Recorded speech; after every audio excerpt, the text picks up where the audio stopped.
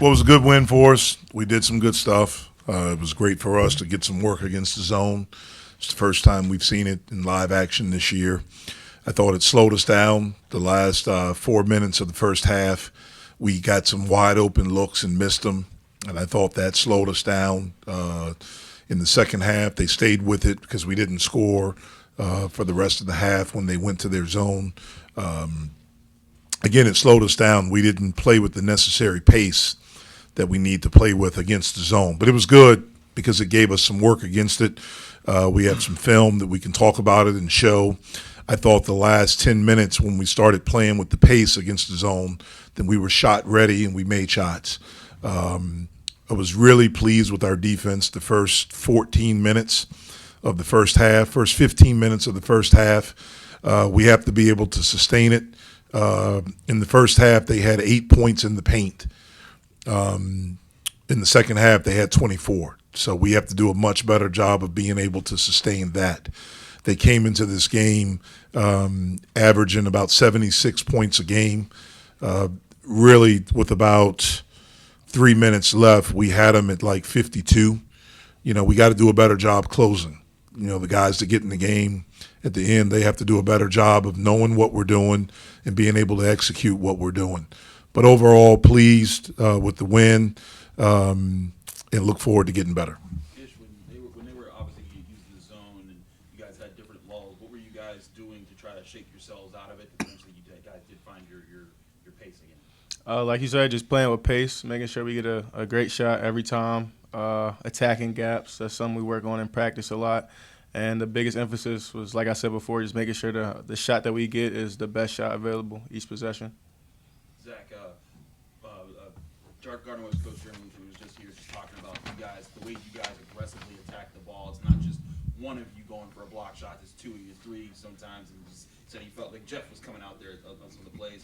What is it about the pace, about you guys, the way you play defense that gets after people like that? I mean, we practice it every day. We go through the drills, we go through shell, all that stuff. And then we always got to have our brothers back. So if I see one of my brothers needing some help, I'm going to come over every time and help. Ish, what did Amsel give you in the few minutes that he was able to play that time? Just a different look. Somebody who could be on ball, can be off ball. Just help decision making, honestly. I feel like the decisions he made tonight were good, and he's only going to build off of it. Gardner-Webb's coach also said it's hard to speed you up. You play at the right pace, and it's hard to get you out of what you're trying to do. How hard have you worked at that, and would you describe that also about your game? I think just what's in my brain is making each decision one step at a time, not really rushing or trying to do too much, just letting the game come to me. And I think that's something I've been trying to work on. Ish, the guards have kind of led the way through the first 3 games this season. With you guys just like kind of slightly different play style, just how easy was it for you guys to kind of mesh together through the offseason and into the fall and the season? I think we meshed really quick. I feel like I know what everybody's going to do on the court just because I play with them for a good minute and I've seen them each and every day make their decisions, so I just go off their lead. And I think, we definitely mesh well. Both of you guys were the two most successful, like, your three-point shooters on the night. What was it about your ability to find, like, your spot, or what allowed you guys to both hit your three-pointers and you shot most of the night? Getting a great shot every time. If somebody's open, pass them the ball. If the next person's open, one more. It's just simple basketball, honestly. Yeah, that's really it. Just trusting your work. Zach, for you specifically, last season you started a handful of games, came off the bench, and most of them you came off the bench in every game so far this season. How have you kind of embraced that new role and used it to your advantage? I think it's fun, honestly. I like it. You get to come see. You get to see the game. You come in, and JC tell me before every game, before every tip, when I get in, stuff got to change. So it's fun. I like it. I know you guys are just getting through this game, but you guys got a big rivalry game Friday night. What's been the excitement of the team to get ready for that big contest with that team coming in here? I mean, we know it's going to be a dogfight, and I feel like we prepared for the dogfight. These past 3 games have we kind of felt each other out, and now it's time to put all the pieces together again and go out there and do what we do best.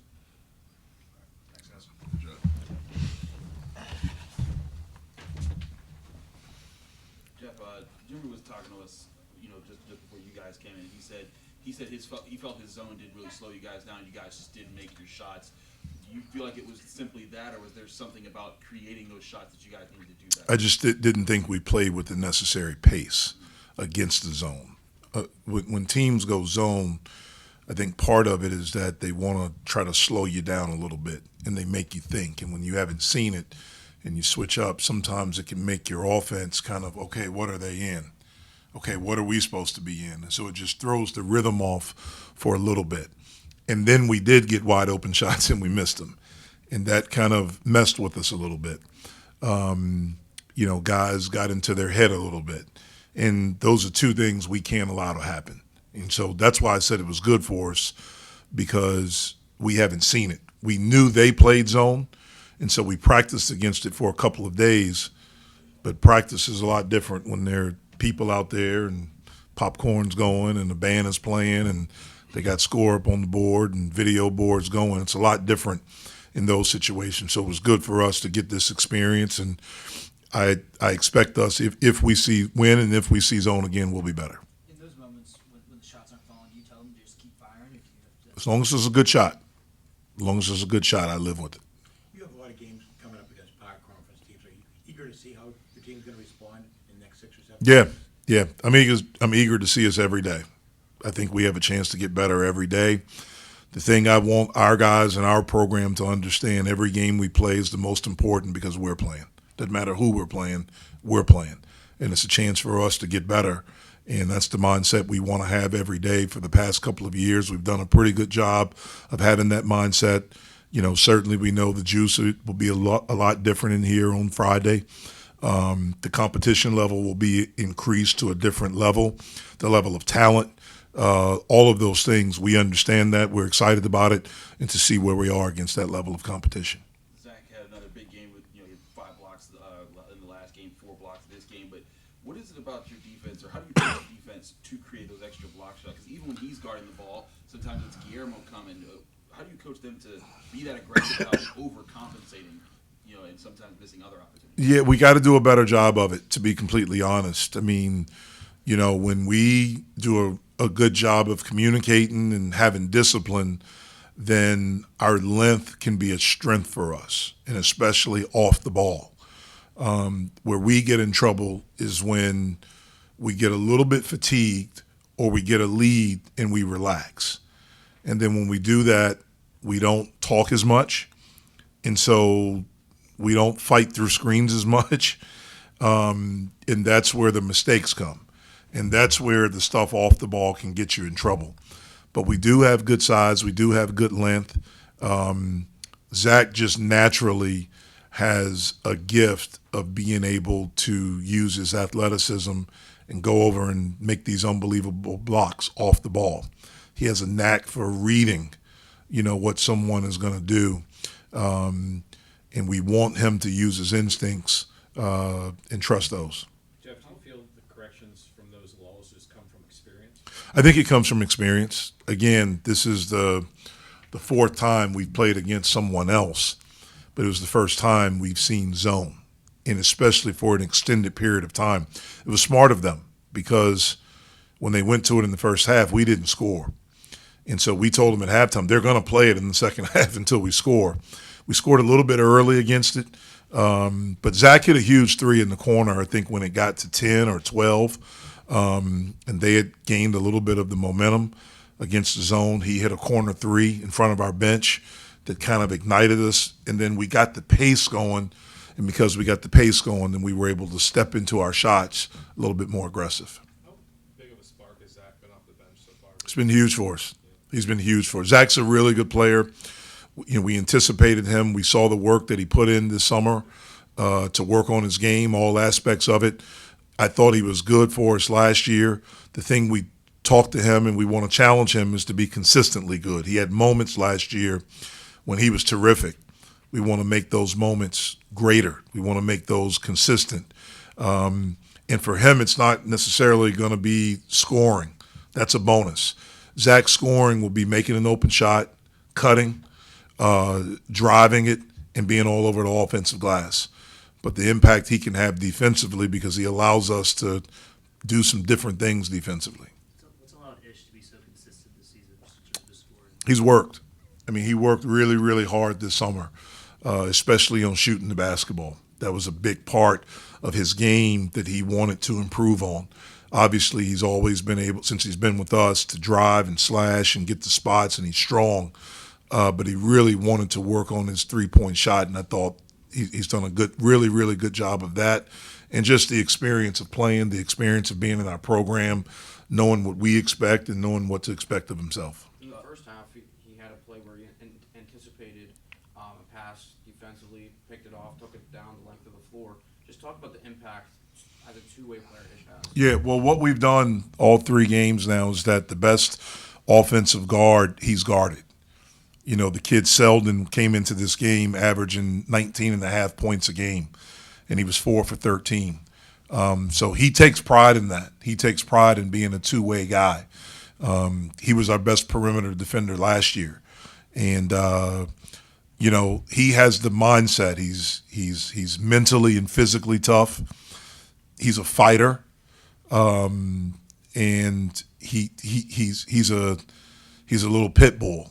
And normally when you have those instincts like that, then you usually are a pretty good defender. And so I think that's what's allowed him to do that. He was the sixth man of the year last year. Is that the kind of award that guys can be motivated to not win it again because they fight their way into the starting line? Well, I think Ish just wants to be a really good player for us and help us win. I think that's the biggest thing. I don't think he's worried about individual accolades. Certainly, he was grateful and appreciative and proud of it last year. But I think he wants us to win, and he wants to do everything that he can do to help us win. He's really taken leadership very seriously. He's worked on it this summer. He has the respect of every guy in that locker room. And it's been really cool to watch him find his voice. How important is it to start this season with a 5-game stretch at home before a really tough road stretch to end the month and start December? Yeah, it's important, man. Every game is important. Every chance to win and to play and to get experience and to figure out who we are together. All of those things are important, whether we're at home or on the road. We're just excited to be playing against someone besides ourselves. The thoughts of where Amsel is in his first debut game. I thought he did some really good things. You know, in the first half, he was able to get extended minutes. I thought he made some really good passes. When he first got in, he made a post pass to Cam where Cam was able to score. In the second half, I thought he made some passes that were good passes. We're just not used to them. And the more experience he gets, we'll get used to that. Obviously, he made a 3. You know, I think he was a little bit rushed on his free throws because he's a good shooter. But I thought he did really, really well for not having played basketball continuously up and down in over a month. In a perfect world, would you like to get more minutes off your bench tonight? We'll see. Yeah, he got the minutes that he got. I'm not talking about him, but just everybody. We're look, those 3 guards are going to play a lot. I mean, that's the reality. Like, they're going to play a lot. And, you know, we want Cameron to play a lot. You know, he's got to not foul. Guillermo should be a guy that plays a lot. You know, Zack's going to be a guy. And so, you know, you got to earn it. It's not just – I don't give playing time out. Guys earn playing time. And there's no such thing as, you know, BS minutes. You know, if you think that, then you're BS. You're full of it. And so, you know, I don't like the fact that we were up 27 with 3 minutes to go and we won by 19. I don't like that at all. I don't like how we ended the game defensively. And guys have to understand every second you get out there is an opportunity. I've had guys that have played for me that in a situation like this, you know, played some minutes and got in and just played their butts off. And then the same thing the next game. And then the same thing the next game. And then he played a little bit earlier, you know, after that. And then we go to LaSalle. I was at VCU. We go to LaSalle and he starts. He was a walk-on. I start him. And he hits the game-winning shot. And he started for the rest of the year. all because of how he approached every minute, every second that he was in there, and shoot around and all of those things. It's one of the most incredible stories of a kid that I have ever coached, and it's one of the coolest kids and best kids that I ever coached. For the rest of his time there, he ended up starting for us the rest of his time as a freshman. Every year after that, one of my assistants would say, we have to improve this position. You know, we got to get somebody better. And I would tell him no one will ever beat him out because they can't do it. They can't physically and mentally do it every day. And that's the level of toughness that you have to have. We have good players. And so you got to show up every day with the right attitude, and you have to earn it. And we'll see if guys earn it. Those guys that I just mentioned earlier, they're going to play. But we need guys on the bench to be ready to play. But they got to do it in practice, and they got great attitudes and all those things. I'm not saying that to say that they don't, but, you know, everyone's got to earn it. I don't just give it out. You tell those type of stories to your players to motivate them? Pardon me? You share those kind of stories? Yeah, I've told that story every year I've been a head coach. From the time I left him, when I went to Oklahoma, every team that I've coached knows the story of Jesse Pellarosa. That was his name. When I left VCU to go to Oklahoma, he was a senior on that team the next year, captain. It's one of the most amazing stories. Then he graduated and goes, and he was the final cut for the New York Jets. Jets. Yes, receiver. Unbelievable kid.